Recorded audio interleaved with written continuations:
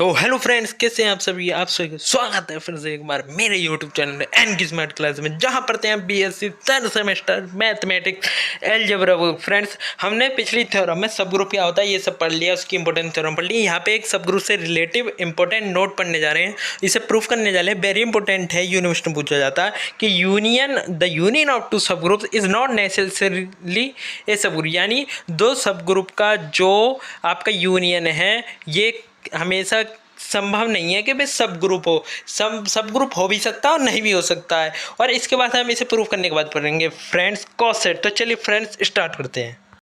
तो फ्रेंड्स, हमारे पास नोट में दे रखा है कि द यूनियन ऑफ टू सब ग्रुप्स इज नॉट नेसेसरीली ए सब ग्रुप। ये कह रहा है कि हमारे पास दो सब ग्रुप है, मान लीजिए H1 सब ग्रुप है और एक H2 सब ग्रुप है। तो ये कह रहा है द यूनियन ऑफ टू सब ग्रुप, यानी दो सब ग्रुप है, उनका जो यूनियन है वह नेसेसरली यानी पक्का नहीं है, या बोल सकते हैं कि ऐसा नहीं है कि हमेशा सदैव वह क्या हो सब ग्रुप। यानी H1 H2 हमारे पास दो सब ग्रुप है, उनका यूनियन या तो सब ग्रुप हो भी सकता है, यानी मे बी सब ग्रुप, और मे नॉट बी, या मे नॉट बी सब ग्रुप, मे नॉट बी सब ग्रुप। यानी दो सब ग्रुप का यूनियन जो है सब ग्रुप हो भी सकता है और नहीं भी हो सकता है। तो फिर इस थ्योरम में हमें ये प्रूव करना है। और यूनियन क्या होता है अभी हम बताएंगे। इससे पहले हमने जो थ्योरम करी थी वो करी थी दो हमारे पास सब ग्रुप थे, इनका क्या कर रहा था इंटरसेक्शन। हमने प्रूव करा था कि दो सब ग्रुप है, उनका जो इंटरसेक्शन होता है ऑलवेज कैसा होता है, ऑलवेज सब ग्रुप होता है। कैसा होता है फ्रेंड्स, सब ग्रुप होता है। ये आपकी इंपॉर्टेंट थ्योरम की वेरी मोस्ट इंपॉर्टेंट थ्योरम, इसे कर लीजिएगा, यानी इसे छोड़ना नहीं है, कभी आप छोड़ दो इसे 100% करना है। ये पेपर में यानी ये मैक्सिमम यूनिवर्सिटी में पाई जाएगी। तो चलिए फ्रेंड्स इस थ्योरम को प्रूव करते हैं।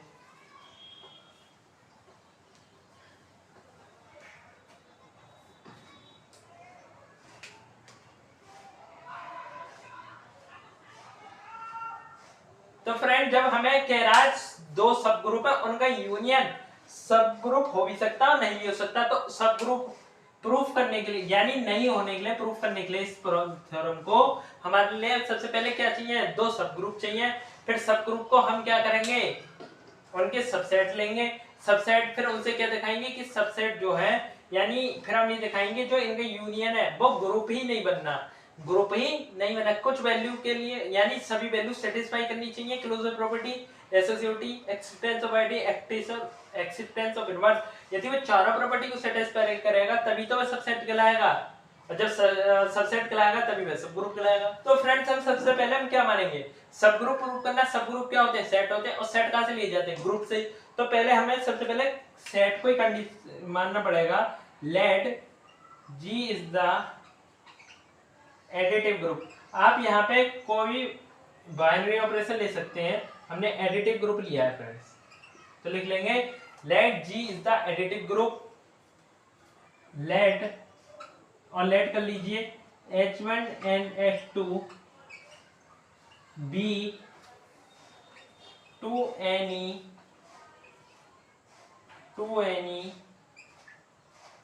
Subset of G।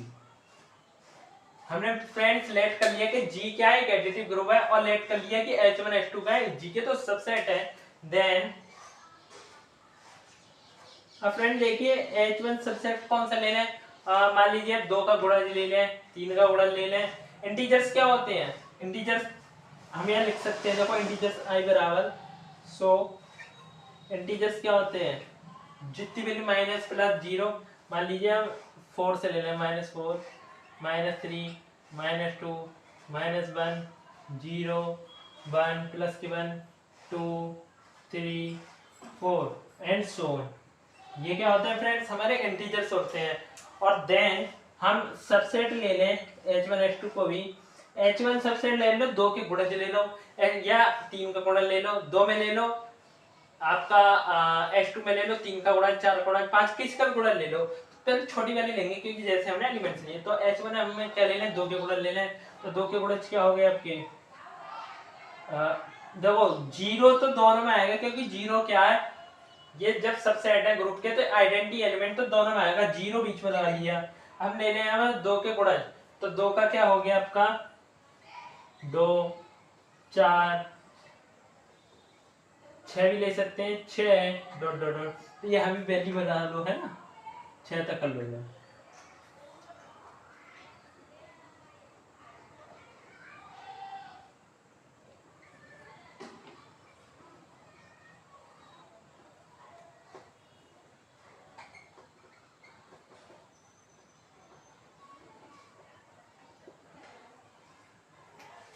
दो के गुणन अब माइनस में ले लो, -2, -4, -6 डॉट डॉट। x2 ले लो, आप 3 का गुणन ले लो, जीरो का मैंने बताया आया था, 3 का क्या हो सकता है खुद 3, 6, 9, अब इतना लिखने की जरूरत नहीं है, 9 ही ले लो। यहाँ क्या हो जाएगा -3, -6, -9 डॉट डॉट डॉट। ठीक है फ्रेंड्स, इतना नोट कीजिए जल्दी से, स्क्रीनशॉट लीजिए आप।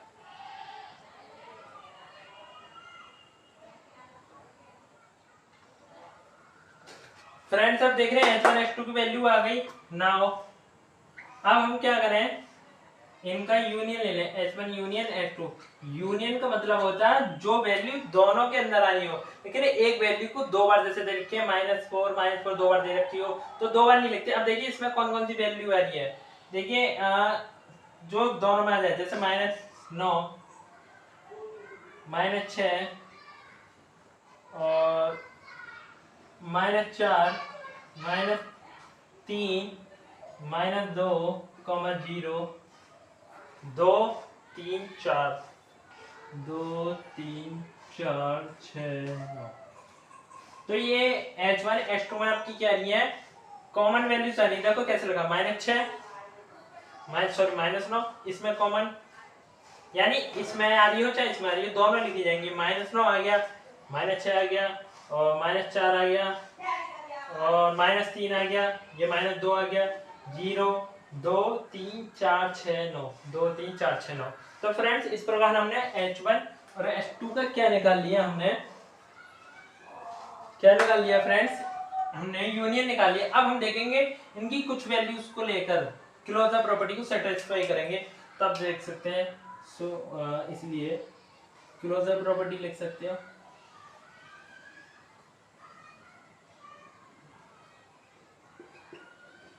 या बिना हेडिंग डाले भी कर सकते हो, कोई दिक्कत नहीं है।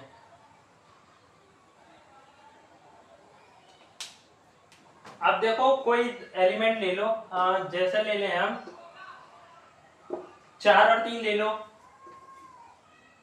4 और 3 ले लो, तो लेट 4 और 3 की बोला, 4 बिलोंग किससे कर रहा है फ्रेंड्स बताइए, h1 यूनियन h2 दोनों से बिलोंग कर रहा है, h1 यूनियन h2, क्योंकि 4 जो हमने लिया है इसमें आ रहा है, ठीक है, कॉमा 3 भी बोला हमने, 3 भी इसमें कॉमन है, यानी इन दोनों के यूनियन में 3 दे रखा, तो हमने करा सर बोल दे रखा क्योंकि इंटीजर्स था। अब सो अगर हम इन दोनों को ऐड करें, क्लोजर प्रॉपर्टी कहती है कि ए बिलोंग कर रहा है किसी भी सेट से, यहाँ पे क्या है यूनियन, यूनियन से बिलोंग कर रहा है, बी बिलोंग कर रहा है h1 h2 की यूनियन से, तो देन इन दोनों का एडिशन जो होगा, ऐड जो होगा वो भी किससे बिलोंग करना चाहिए, h1 यूनियन h2 से।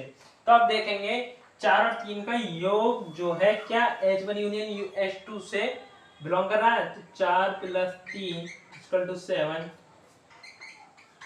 Does not belong to h1 union h2। क्या 7 h1 यूनियन h2 में आ रहा, तो आप बोलोगे सर नहीं आ रहा, ठीक है। अब एक एग्जांपल एंड और ले सकते हो, जैसे कि आप ले सकते हो इसमें -3 ले लो, -3 belongs to h1 union h2, and आप ले लो +2 belongs to h1 union h2, इन दोनों का एडिशन करोगे तो -3 + 2 = -1, और माइनस क्या h1 यूनियन h2 पे दे रखा है, तो बोलोगे सर बिल्कुल नहीं दे रखा, तो ये बिलोंग नहीं करेगा h1 यूनियन h2 से। तो हम लिख सकते हैं सो h1 यूनियन h2, तो h1 union h2 is not closed, does not closed with respect to addition,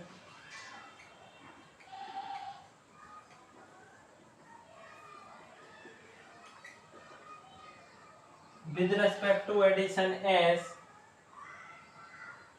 with respect to addition, hence H union H2 is not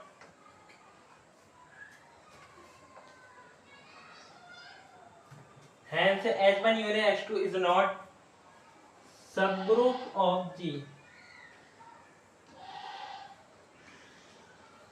तो फ्रेंड्स इस प्रकार ये प्रूव हो जाता है कि H1 यूनियन H2 जो है सब ग्रुप नहीं है किसका, G का। तो फ्रेंड्स ये भी इंपॉर्टेंट है, इसे आप कर लीजिएगा और ये प्रूव होती है हमारी नोट जो है, इसे नोट कीजिए, जल्दी से आगे बढ़ते हैं फिर। तो फ्रेंड्स हमारा अगला टॉपिक है कॉसेट्स। कॉसेट्स क्या होते हैं? तो फ्रेंड देखिए अब इसमें हम सब ग्रुप के राइट कॉसेट, लेफ्ट कॉसेट के बारे में बात करने वाले हैं। और देखिए जनरली आप पूछेंगे कि सर आप जिन्हें हम क्या बोलते हैं, सब ग्रुप के राइट एंड लेफ्ट कॉसेट्स। अब फ्रेंड्स इन्हें हम जनरली किस नाम से भी जानते हैं, देखिए राइट एंड लेफ्ट कॉसेट्स ऑफ सब ग्रुप को रेसिड्यू क्लासेस मॉडुलो सब ग्रुप, जिन्हें हम फ्रेंड्स किस नाम से भी जानते हैं, रेसिड्यू क्लासेस मॉडुलो सब ग्रुप। तो फ्रेंड्स आप बोलोगे सर कॉसेट्स होता क्या है जनरली? तो कॉसेट्स फ्रेंड्स कुछ नहीं है, जो कॉसेट्स हैं वे कॉम्प्लेक्स के स्पेशल टाइप्स हैं। अब इस कॉम्प्लेक्स के क्या है, कॉम्प्लेक्स स्पेशल टाइप है कॉम्प्लेक्स के फ्रेंड्स कॉसेट्स। अब कॉम्प्लेक्स क्या होता है, कॉम्प्लेक्स मैंने बताया था कॉम्प्लेक्स सबसेट ही होता है, यानी सबसेट को ही हम क्या बोलते हैं, कॉम्प्लेक्स बोलते हैं। यानी जो कॉसेट्स हैं वो सबसेट के स्पेशल टाइप है फ्रेंड्स, जिन्हें हम कॉसेट्स बोलते हैं। और देखिए कॉसेट्स की डेफिनेशन देख लेते हैं, कॉसेट क्या बोलते हैं। तो देखिए भाई कॉसेट्स की हमने डेफिनेशन लिख दी है, उसमें क्या कह रहा है, suppose G is a group and H is any subgroup of G। देखिए मैंने पहले बताया कॉसेट क्या है, कॉम्प्लेक्स का स्पेशल टाइप है। कॉम्प्लेक्स यानी सबसेट, यानी कॉसेट्स क्या है, सबसेट के स्पेशल टाइप से और कुछ नहीं है। तो हमने मान लिया G कोई ग्रुप है, H क्या एनी सब ग्रुप है G का, और मान लिया हमने लेट कर लिया A भी एनी एलिमेंट ऑफ G, यानी A क्या है, G का कोई एलिमेंट है। Then the set H A, तब H into A, इन दोनों का प्रोडक्ट करने पे, यानी इन दोनों का जो सेट है वो स्मॉल h के बराबर है। स्मॉल h जैसे हमने थ्योरम प्रूव करी थी, हमने कहा था कि स्मॉल h कैपिटल h से बिलोंग कर रहा है, वही कंडीशन यहाँ पे लग रही है फ्रेंड्स। आपने करी होगी, मेरी वीडियो देखी होगी, थ्योरम प्रूव करी होगी, तो उसमें मैंने बताया था। तो capital H small h equal to small h ही बराबर है आपस में, जहां स्मॉल h किससे बिलोंग कर रहा है, कैपिटल h से कर रहा है। ये दोनों क्यों बराबर है, तो मैंने वहां पे आपको प्रूफ कराया था कि कैपिटल H स्मॉल h से बिलोंग कर रहा है, तो इसलिए चाहे तो स्मॉल h लिख दो चाहे कैपिटल H लिख दो। इसे स्मॉल h की हम कैसे लिख सकते हैं, सॉरी कैपिटल H की स्मॉल h, ये दोनों वैल्यू आपस में बराबर होंगी, इसलिए कैपिटल H स्मॉल a बराबर स्मॉल h लिख सकते हैं, जहां स्मॉल h किससे बिलोंग कर रहा है, कैपिटल H से, is called right कॉसेट।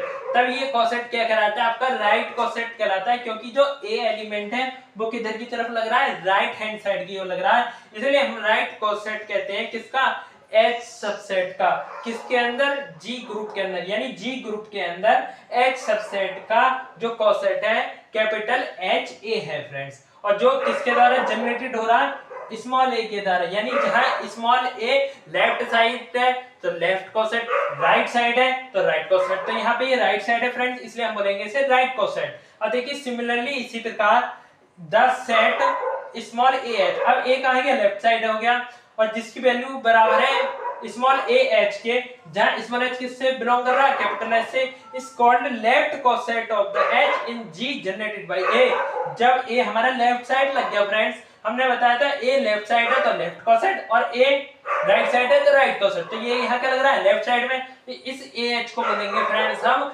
Left coset of H in G generated by A, यानी इस H का ये क्या कॉसेट है, किस ग्रुप के अंदर, G ग्रुप के अंदर, और ये किसके द्वारा जनरेटेड हो रहा है फ्रेंड्स, A एलिमेंट के द्वारा। तो एक बार देखिए डेफिनेशन पढ़ लेते हैं। Suppose G is a group and H is any subgroup of G, तब लेट A be any element of G, then the set capital H small a equal to small h, जहां H belong कर रहा है capital H से, is called right coset of H in generated G generated by A। इसी प्रकार similarly the set small a capital H equal to small a h, जहां small h किससे belong कर रहा है कैपिटल से H से, और ये क्या कहलाता है आपका लेफ्ट कोसेट कहलाता है H का G ग्रुप के अंदर, जिसके द्वारा किसके द्वारा जनरेटेड हो रहा है स्मॉल a के द्वारा जनरेट हो रहा है फ्रेंड्स। तो फ्रेंड्स आप इस थ्योरम का जल्दी से स्क्रीनशॉट लीजिए, मैं फालतू की चीज बता देता हूं जिससे आपको बाद में प्रॉब्लम ना आए। अब जल्दी से आप इसका स्क्रीनशॉट लीजिए फ्रेंड, जल्दी से हम आगे बढ़ते हैं। फिर यदि फ्रेंड अब देखिए आ गए हम आगे, ये मान लीजिए ई क्या है, ई आइडेंटिटी एलिमेंट है,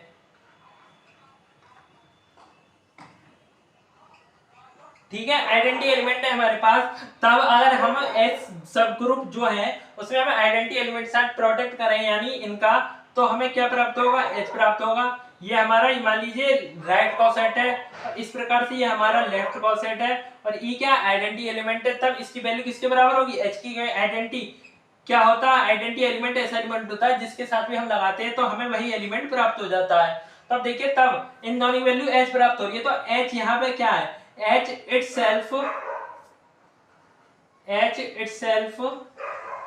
right and left कोसेट। तो इस कंडीशन में फ्रेंड्स सिर्फ H ही खुद क्या है, खुद ही राइट कोसेट है, खुद ही लेफ्ट कोसेट है। और एक बात तो नोट की लीजिए कि जो कैपिटल H है स्मॉल और capital H small a capital H H कब बराबर होंगे, जब आपको जो ग्रुप G है, G इज एबेलियन, G कौन सा ग्रुप दे रखा हो, एबेलियन दे रखा हो, और जब ये दोनों नॉट इक्वल कब होंगे, जब G आपका ग्रुप एबेलियन नहीं है, तो G इज नॉट एबेलियन। यानी आइडेंटिटी एलिमेंट के साथ लगाएंगे तो हमें सिर्फ H प्राप्त होगा, जो H इस कंडीशन में क्या होगा, खुद ही राइट और लेफ्ट कोसेट दोनों होगा, और HA इक्वल टू AH कब होगा, जब G होगा एबेलियन, और G यदि G एबेलियन नहीं है तो इन दोनों की वैल्यू बराबर नहीं होगी फ्रेंड्स। तो फ्रेंड्स कॉसेट्स के बारे में इतना ही, आगे और दो चार बातें अगले लेक्चर में हम डिस्कस कर लेंगे और थोड़ा सा डीपली, उसके बाद एक दो थ्योरम है वो प्रूफ करेंगे, और उसके बाद very most important Lagrange theorem and केले थ्योरम का प्रूफ करेंगे। आज के लिए इतना ही फ्रेंड, जय हिंद फ्रेंड, मिलते हैं अगले नए लेक्चर।